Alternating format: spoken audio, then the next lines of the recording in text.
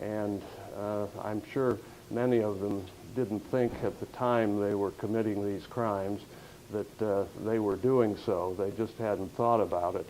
And they were following the herd and doing maybe what others before them had done. And so imposing strict regulations upon one's own body is something that they're hesitant to do. Is there a particular a particular political occupation that seems to be more, I guess, that seems to be more susceptible to public corruption, like governor or state representative? Did you look at that at all? Well, we noted that I think it's 31 aldermen in the city of Chicago have been convicted in recent years, and 4 out of the last 7 governors have been convicted of crimes. But we don't have much data beyond that. How does the rest of the state fare?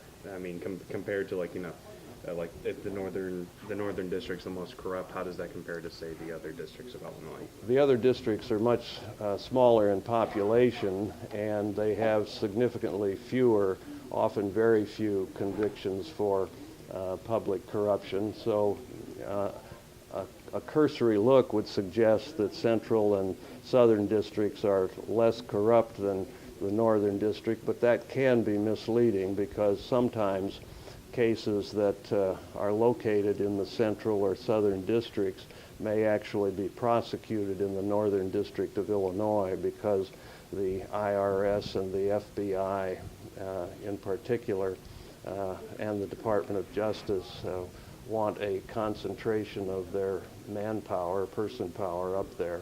And so some of the cases that may, well, like the Cellini case, it might have been a Springfield case, but it was a Chicago case. So it's difficult to draw too many conclusions from the limited data we have. What do you think, I'm sorry if you answered this before, but what do you think about Governor Quinn's proposal for the ethics referendum amendment to the Constitution? On the surface, it sounds good to allow the initiative for the public to weigh in on the topic of ethical behavior because the public seems to be distressed about the fact that Illinois has become a bit of a laughingstock on the Saturday night and evening television shows, and thus this will give the public a chance to weigh in on codes of ethics or other changes in requirements for ethical behavior. You touched on elected officials lobbying other public entities, other governments. Can you speak a little bit as to why that is not a good thing?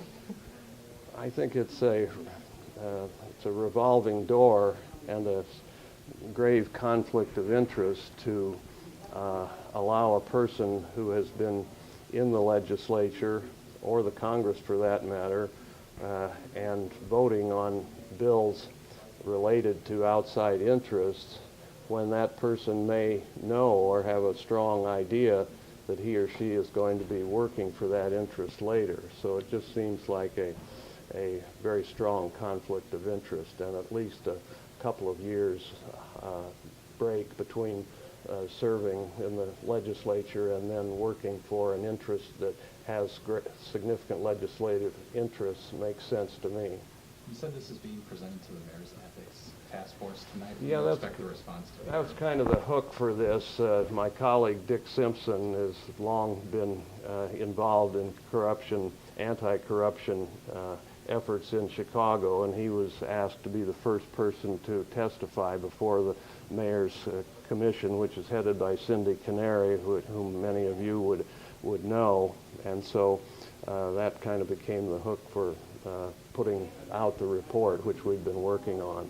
I don't know how they will react. I would think with the new mayor, there may be stronger interest in the past than in the past in imposing ethics regulations on the city.